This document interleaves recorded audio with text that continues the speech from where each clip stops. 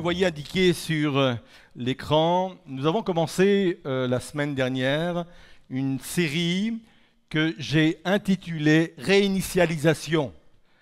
Et je pense que tous ceux et toutes celles qui ont un ordinateur, et je pense que nous sommes maintenant nombreux, et désolé pour les 1% qui n'en ont pas, on sait à peu près ce que ça veut dire réinitialisation. Vous savez, c'est ce bouton un peu reset qui nous permet de relancer le système. Et c'est hyper pratique, surtout quand ça mouline, du verbe mouliner. Vous voyez ce que je veux dire?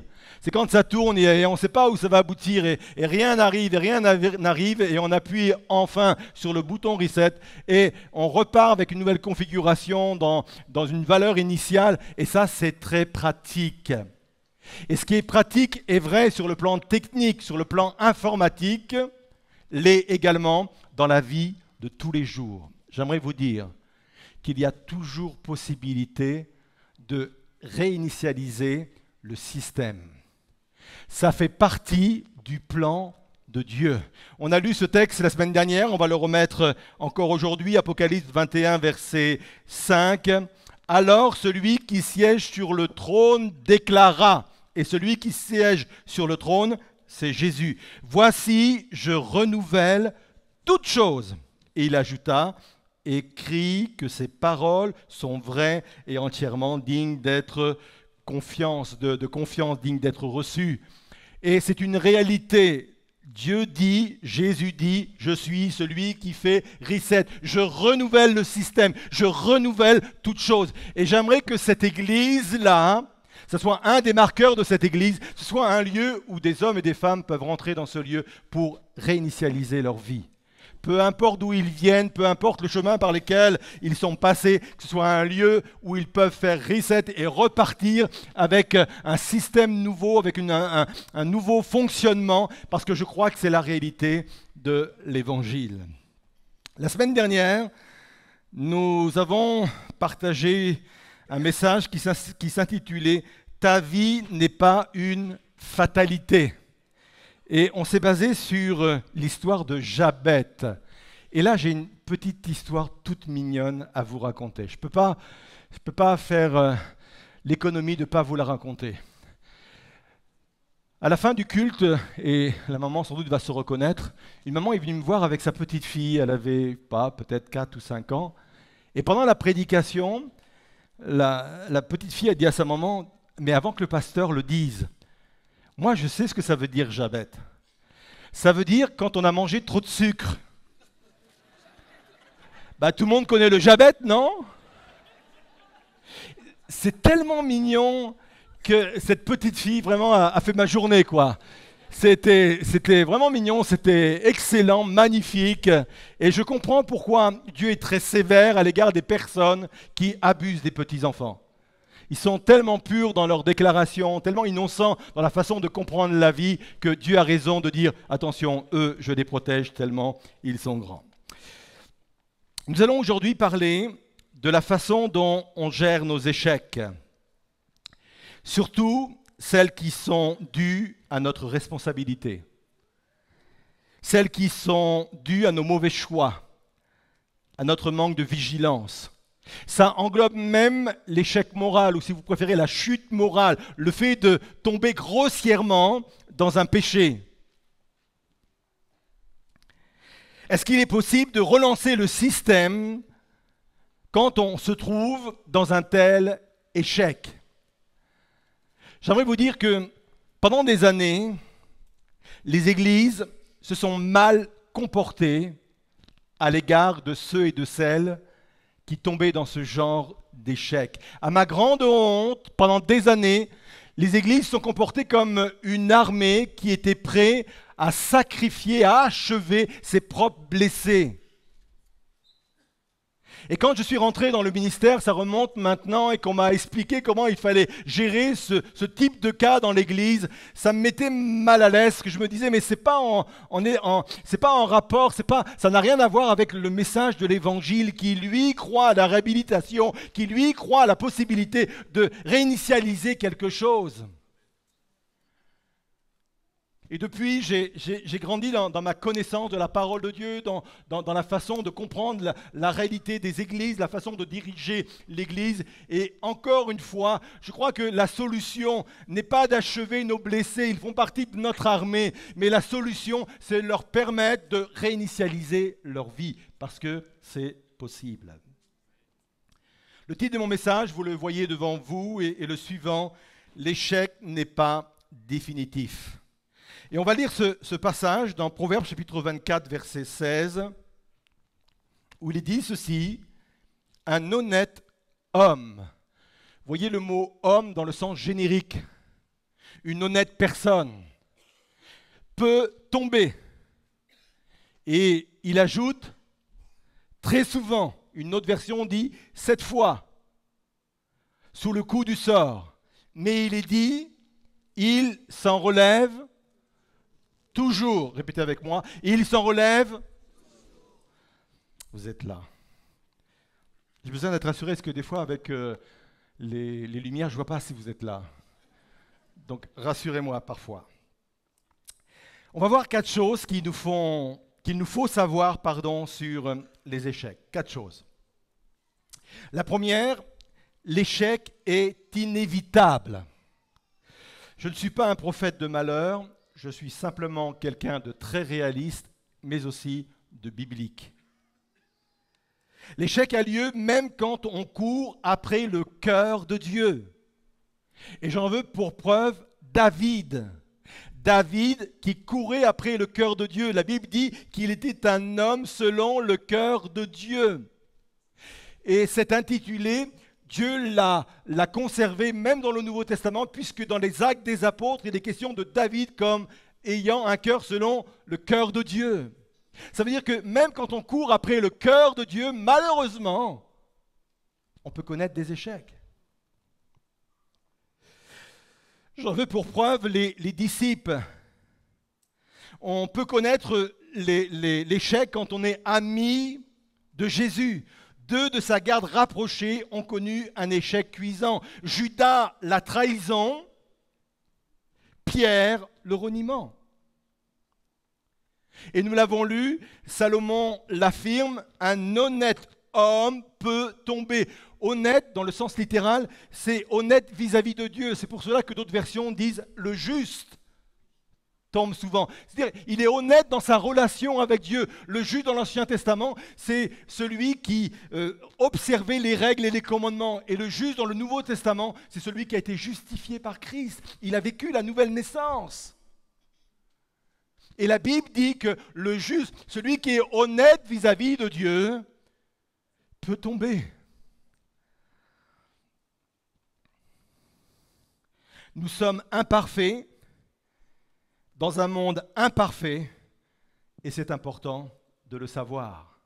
Et je comprends la prière du roi David qui, à un moment donné, va dire « Mon Dieu, fais-moi savoir, fais-moi connaître combien je suis fragile. » Et je pense qu'il est important pour nous de réaliser que nous sommes dans un monde tellement imparfait, et je suis tellement imparfait que je suis aussi fragile, et je peux tomber, c'est une réalité.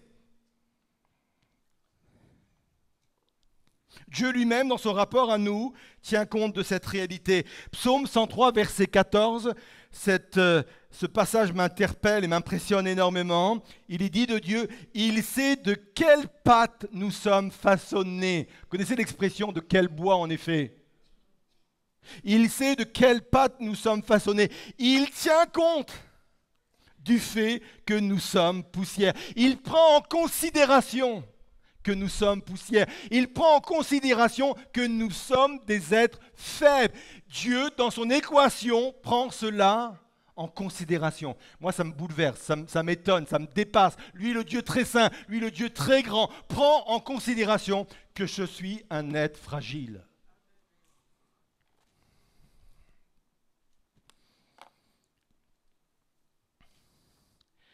Ce constat ne doit en aucun cas nous servir d'excuse, de justification à faire n'importe quoi, car certains échecs peuvent soit retarder le plan de Dieu, parfois même nous exclure du plan de Dieu. Je ne dis pas du salut, du plan de Dieu et surtout parce qu'à chaque fois, l'échec est douloureuse ou douloureux. Deuxième point donc qu'il faut savoir sur l'échec, c'est qu'effectivement, l'échec est douloureux. L'échec est toujours douloureux. On le voit bien quand David a connu cet échec qui était un adultère avec Bathsheba. Quand on lit le psaume 32 et le psaume 51, on voit toute la souffrance d'un homme. Il le dit lui-même, c'est comme si que ses os se brisaient tellement, il souffre, et il souffre même physiquement, il souffre intérieurement, puisqu'à un moment donné, il se compare à quelque chose qui se dessèche, une terre qui se dessèche à l'intérieur de lui. Il est même dit dans le psaume 32 qu'il a même perdu sa joie de vivre, il est dans une espèce de dépression. Il y a toujours une douleur, il y a toujours une souffrance à l'échec. Pierre aussi, il dit de lui quand il a renié Jésus qu'il a pleuré amèrement. L'échec produit une douleur, l'échec produit une souffrance. L'échec est douloureuse car elle engendre la culpabilité. Vous savez, le diable a une stratégie. Avant que l'on pêche, il minimise les conséquences. En disant oh, « c'est pas grave, tu sais, tout le monde le fait. » Et puis, personne ne va le voir, personne ne va le remarquer, et puis après tout, il faut bien que tu en profites un peu. Et une fois que l'on a commis le péché, il maximise ce qu'on a fait. Waouh, t'es grave quand même toi. Hein. Franchement... Il te pousse d'un côté, il dit vas-y mon gars, vas-y ma fille. C'est pas grave. Une fois que tu l'as fait, il dit oh, qu'est-ce que tu as fait là? Et ça engendre bien entendu la culpabilité. L'échec est douloureux car il engendre la déception, parfois même la honte. L'échec est douloureux parce qu'il engendre également des dommages collatéraux. Bien souvent, il n'y a pas que nous qui sommes atteints et de voir que les autres peuvent être atteints, ça nous touche profondément, ça nous blesse profondément, c'est une souffrance intérieure.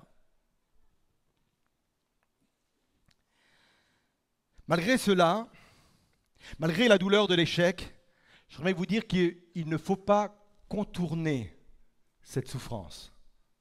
Il faut la traverser. Bien souvent, quand on vit de telles choses, on a envie de passer à autre chose. Il faut passer à un moment donné à autre chose. Mais j'aimerais vous dire que cette souffrance, cette douleur est utile.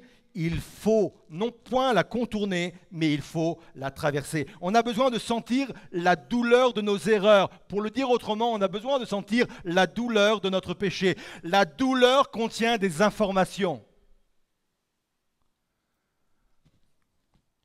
Un enfant va découvrir le monde qui l'entoure par la douleur.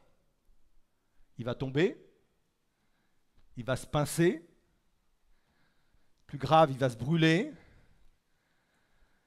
mais il découvre le monde, c'est une découverte pour lui par la douleur, par la souffrance. La douleur contient des informations sur nous-mêmes, sur notre ego, sur nos fonctionnements. Mais en même temps, une fois qu'on a traversé ce moment-là, la douleur nous invite aussi à réagir. Quand on se brûle, on ne va pas laisser la main sur le feu. Ah, ça brûle. Ah, ça brûle encore. Bah, réagis, mon gars. La douleur nous oblige à réagir. Il y a deux façons de réagir. La façon que Judas a utilisée, il s'est replié sur lui-même, il s'est enfermé dans sa culpabilité, dans sa honte, dans sa rancune, et ça a produit la mort. Et la façon de réagir comme cela produit toujours la mort. Je ne parle pas de la mort physique, mais la mort intérieure, la mort de l'âme, la mort de la volonté, la mort de tout ce qu'il y a de vivant en nous.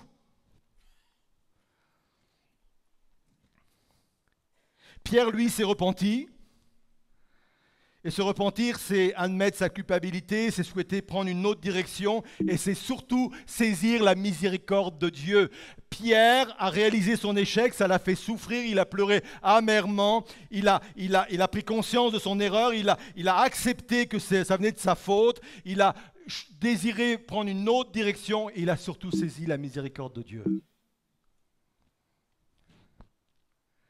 Et c'est le troisième point. L'échec nous confronte à l'amour de Dieu. Moi, pendant très longtemps, je n'avais pas compris cette réalité-là. Dans l'imaginaire collectif, l'échec nous confronte à la colère de Dieu, au jugement de Dieu, au regard noir de Dieu. Parce qu'on nous a enseigné comme cela, parce que notre culture judéo-chrétienne aussi nous a enseigné cela. Écoutez bien, c'est tellement important. L'échec nous confronte à l'amour de Dieu. Un mot a été même inventé pour cela. Rien que pour cela. C'est un mot un peu qui est vieux et peut-être que vous avez peut-être entendu mais vous ne connaissez pas. Ce mot, c'est le mot miséricorde, miséricordieux. Il a été inventé, ce mot, rien que pour cela. Être miséricordieux, c'est être sensible à la souffrance de l'autre, être toujours prêt à l'épauler, à le relever et à le pardonner. Ça, c'est le cœur même de Dieu. Vous êtes là ?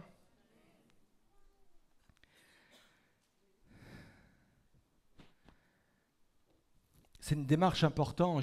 Je réalise mon erreur.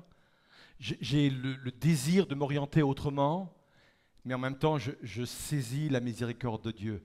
C'est tellement important de faire ça. C'est Robert Murray, qui était un pasteur écossais du 19e siècle, qui a dit ceci: « Pour chaque regard que tu te portes, portes-en 10 au Christ. » Parce que quand on traverse la souffrance, je le disais à l'instant, ça nous donne des informations sur nous-mêmes, donc on a un regard sur soi-même, c'est un regard important, c'est un regard d'analyse, c'est un regard d'introspection, c'est nécessaire. Mais pour un regard que tu portes sur toi-même, c'est tellement décourageant de regarder à soi-même. C'est tellement décourageant de voir en face certaines réalités qui nous habitent. C'est tellement décourageant que pour un regard porté sur soi-même, il faut en porter 10 sur le Christ, qui dit les bras ouverts sur la croix, c'est pour toi que j'ai donné ma vie, je suis là pour t'accueillir, je suis là pour te recevoir, pour te restaurer et t'envoyer à nouveau dans ta destinée.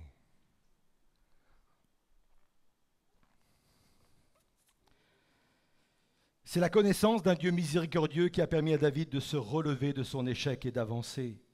Psaume 106, verset 1, il est dit ceci: « louez l'Éternel car il est bon, car sa miséricorde dure à toujours. » Vous savez combien de fois on le trouve ça dans le livre des psaumes ?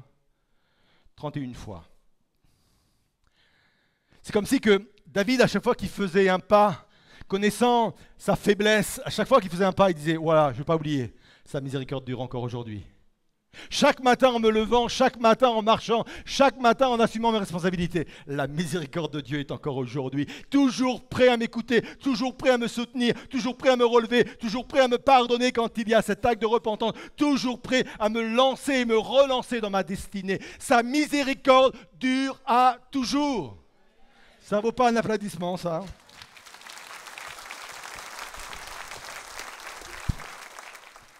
Ah, vous êtes là.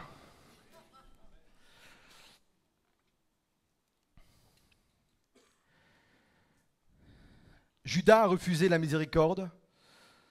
Il est allé se pendre. Pierre l'a accepté. Il est devenu un grand leader.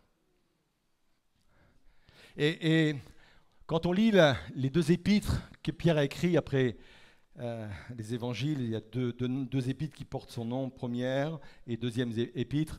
Quand on lit les deux épîtres, on réalise combien il a découvert l'amour de Dieu et la miséricorde de Dieu. Et je pense qu'il l'a compris au travers de cette chute, au travers de cet échec, au travers de ce reniement, tellement ça l'a touché profondément. Cette compréhension de cette miséricorde qui nous pousse, qui doit nous pousser à nous relever à chaque fois. plus je vais comprendre, plus je vais réaliser que Dieu est miséricordieux, plus j'aurai de l'énergie à me relever. Parce que ce qui est important, c'est de se relever. Proverbe 24,16, c'est notre texte d'introduction. Un honnête homme, une honnête personne peut tomber très souvent sous les coups de sort, mais il doit s'en relever toujours. Quelqu'un a dit, la chute n'est pas un échec. L'échec, c'est de rester là où on est tombé.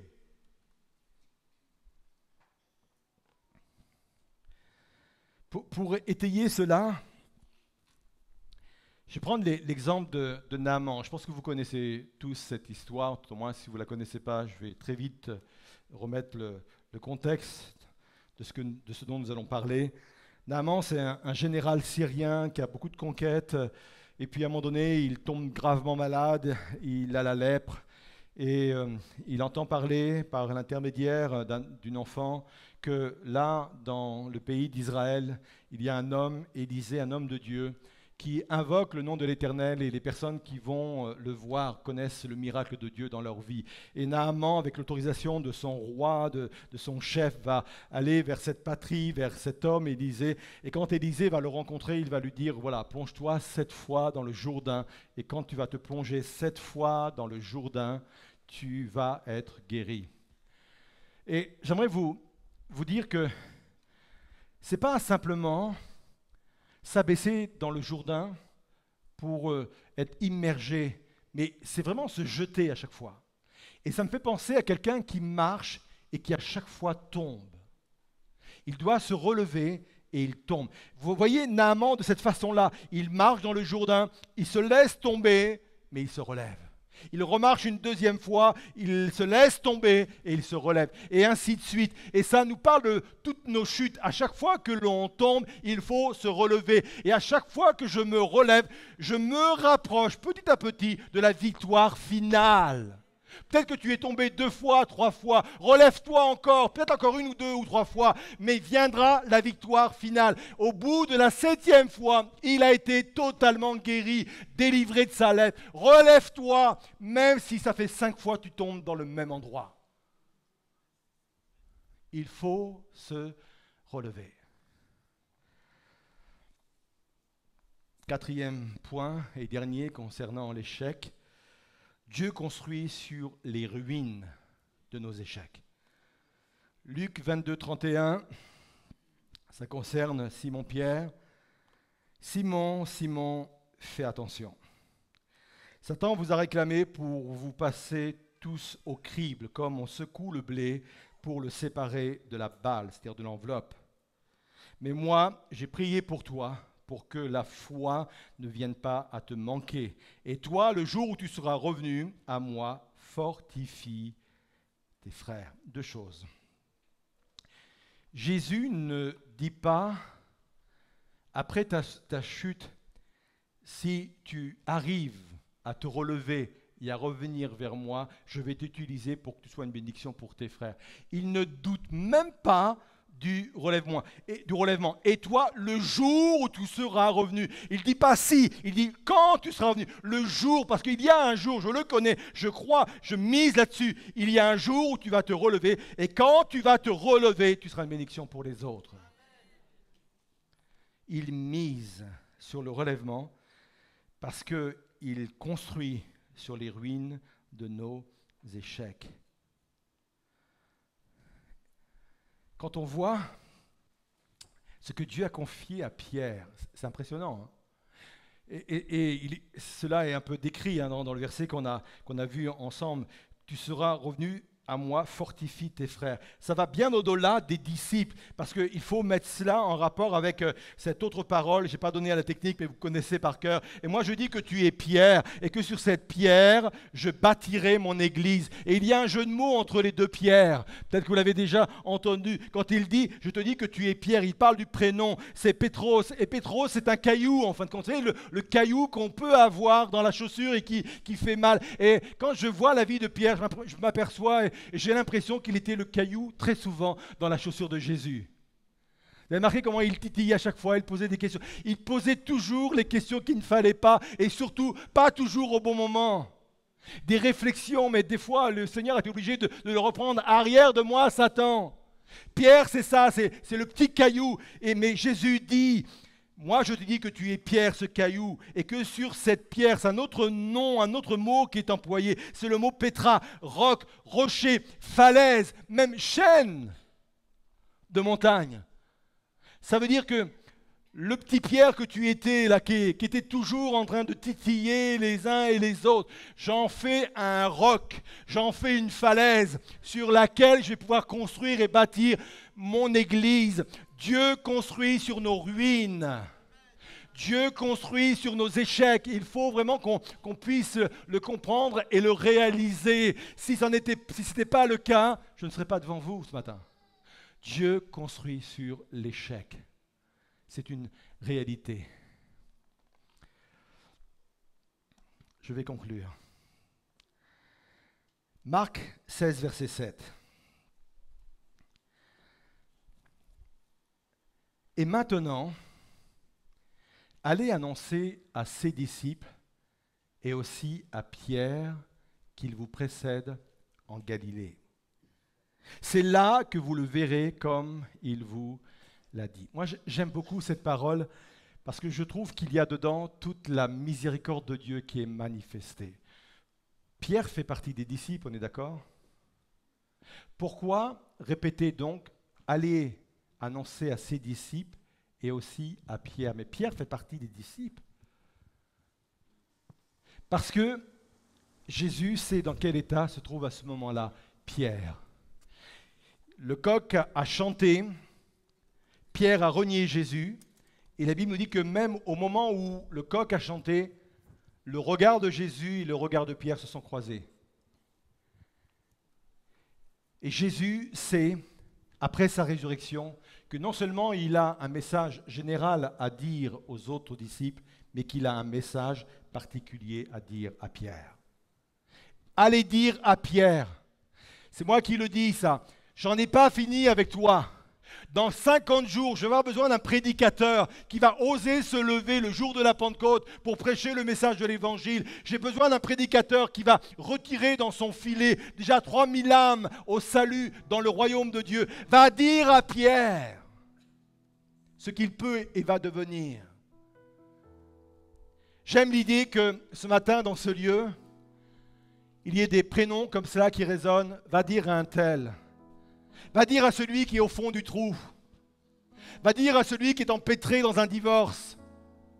Va dire à celui qui est empêtré dans un échec professionnel, familial ou autre. Va dire à cet homme, à cette femme, que j'en ai pas fini avec lui.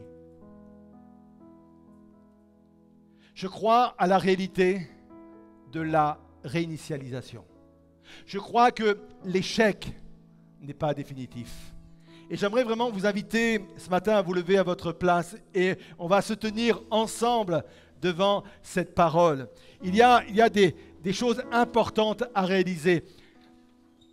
Le fait de connaître des échecs me fait dire et vous fait dire que nous sommes des personnes normales. Bienvenue dans la race humaine. Nous sommes des gens normaux. L'échec fait partie de la vie. Je ne le recherche pas. Je ne fais pas en sorte de le faire exprès. Mais l'échec fait partie de la vie. Même un homme honnête, une personne honnête tombe très souvent. Même quelqu'un qui court après le cœur de Dieu tombe également. Non à la justification. Non à l'excuse. Mais c'est une réalité. C'est une réalité. Peut-être que dans ce lieu, ce matin, il y a des personnes qui sont face à la douleur et à la souffrance de leur échec. Ça les touche intérieurement, ça les bouleverse intérieurement et ils sont touchés au fond d'eux-mêmes.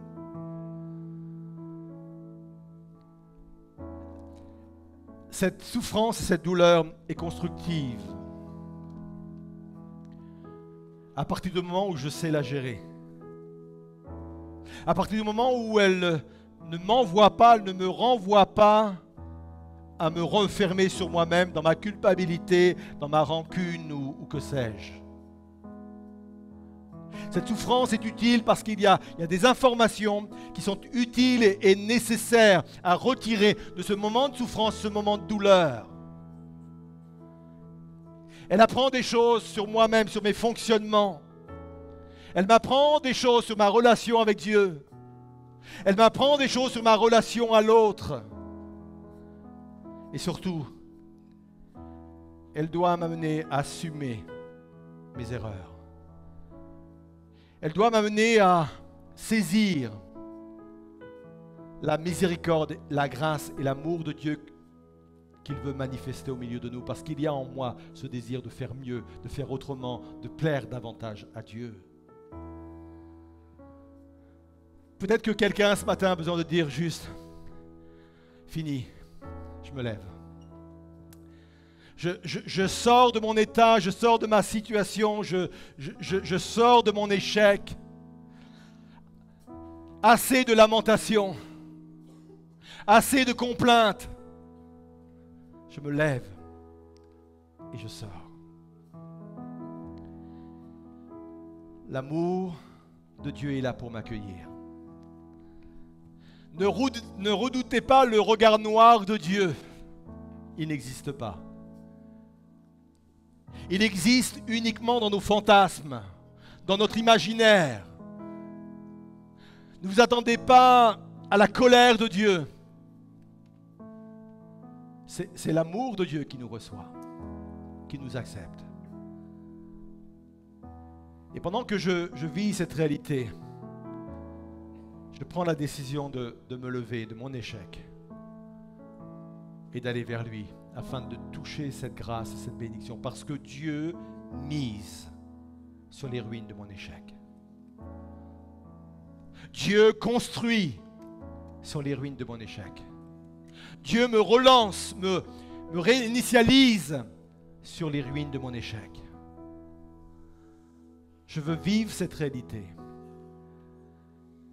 Et pendant que le groupe de chant va chanter ce chant, qui est un chant quelque part aussi d'abandon, où on laisse Dieu faire son œuvre et son travail au-dedans de nous, nous analyser, nous sonder.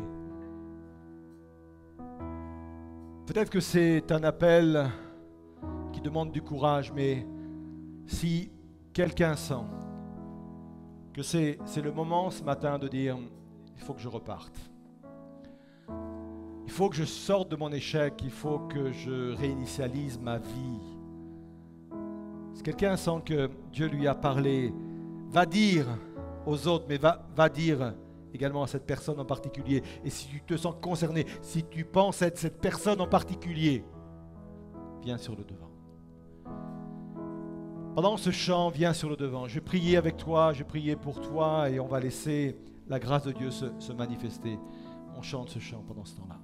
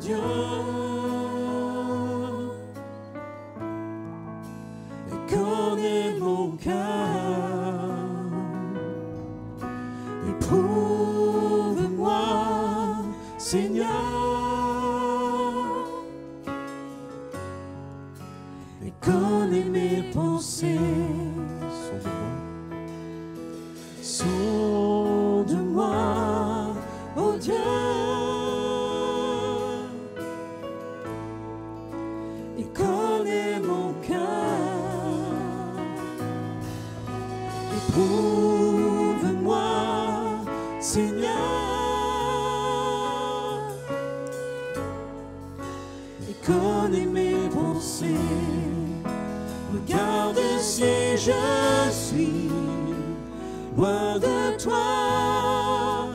Regarde si je suis sur une mauvaise voie. Regarde si je suis loin et conduis-moi dans toutes tes voies pour l'éternité.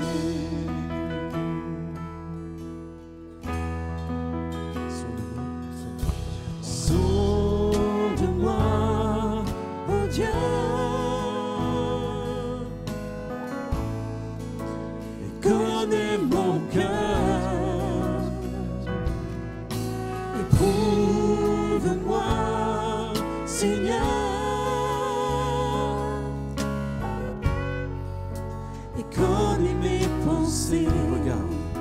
Regarde si je suis loin de toi. Regarde si je suis sur une mauvaise voie. Regarde si je suis loin de toi. Et conduis-moi, conduis-moi. Regarde si je suis loin de toi. Regarde si je suis sur une mauvaise voie. Regarde si je suis loin de toi. Et conduis-moi dans toutes tes voies pour l'éternité. Seigneur Jésus, je te prie vraiment de bénir toutes ces personnes qui sont là sur le devant, Seigneur. Je veux proclamer sur leur vie, Seigneur, un temps de réinitialisation où tu vas leur permettre individuellement, Seigneur Jésus, d'être relancés tout à nouveau, Seigneur Jésus, dans la destinée qui est la leur, Seigneur Jésus. Je crois à la réalité de cette expérience, Seigneur Jésus. Je crois à la réalité, Seigneur Jésus, de ce que tu es capable de faire dans les vies de ceux et de celles qui s'approchent de toi, Seigneur. Je prie qu'ils réalisent, que chacun réalise ce matin, Seigneur Jésus, à quel point ils sont accueillis de toi, Seigneur. Qu'ils se jettent naturellement dans tes bras d'amour, Seigneur Jésus. Qu'ils se sentent entourés, aimés de toi, Seigneur Jésus. Seigneur Jésus, que ce chemin de souffrance et de douleur par lequel ils sont passés, Seigneur, ait eu raison, peut-être des mauvaises conceptions qui s'étaient faites de certaines réalités, Seigneur Jésus. Je veux vraiment les bénir en ton nom, Seigneur. Et je voudrais les renvoyer, Seigneur, à leur place, avec ta grâce et avec ta bénédiction, Seigneur Jésus. Je te demande, Seigneur Jésus, de les renvoyer dans leur propre maison, Seigneur, avec un esprit renouvelé, avec une dimension de regard renouvelée, Seigneur, avec une espérance renouvelée, Seigneur Jésus. Un nouveau regard sur eux-mêmes et sur toi et sur leur vie en général, Seigneur. Je les bénis de ta part, Seigneur Jésus. Et je veux les renvoyer avec ta grâce et ta bénédiction dans le nom de Jésus. Amen. Amen. On peut reprendre uniquement la première strophe et on peut reprendre notre place également. Sonde-moi, oh Dieu, et connais mon cœur.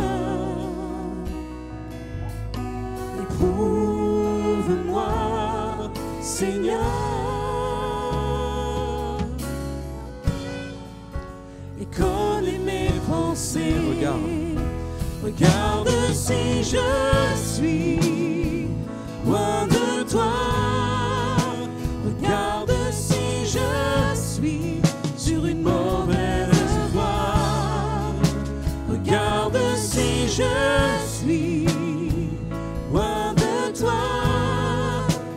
Et conduis-moi dans toutes tes voies pour l'éternité.